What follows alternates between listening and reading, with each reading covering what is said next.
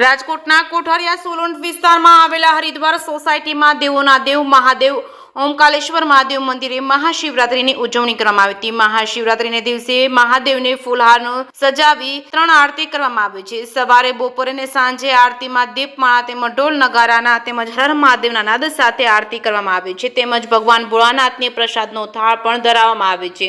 ત્યારબાદ બધા ભક્તોને ભાંગની પ્રસાદી આપવામાં આવે છે। બધા સાથે હળીમળીને ભગવાન ભોળાનાથની પૂજા કરે છે। મહાશિવરાત્રીની ઉજવણી કરવામાં આવી હતી। મહાદેવને મોટામાં મોટો તહેવાર ઉજવવામાં ભક્તોની ભારે પડાપડી છે। આજુબાજુના વિસ્તારના લોકો પણ મહાદેવના દર્શન કરવા માટે પધારે છે। લોકમુખે પણ ચર્ચા છે કે મહાદેવને તન મન અને ધનથી પૂજા કરી મનોકામના મહાદેવ પૂરી કરે।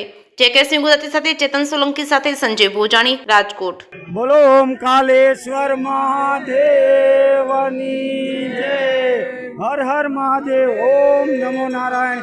જય દશનામ।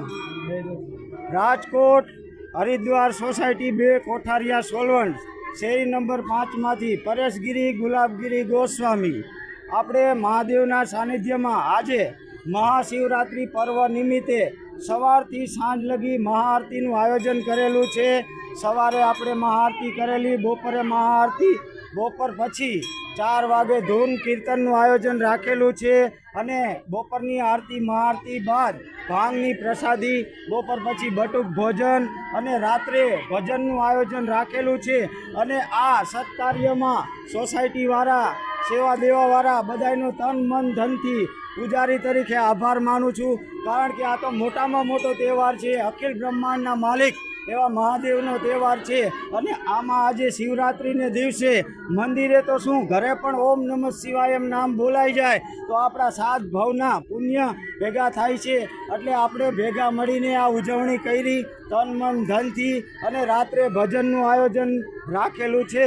બોલો ઓમકાલેશ્વર મહાદેવની જય।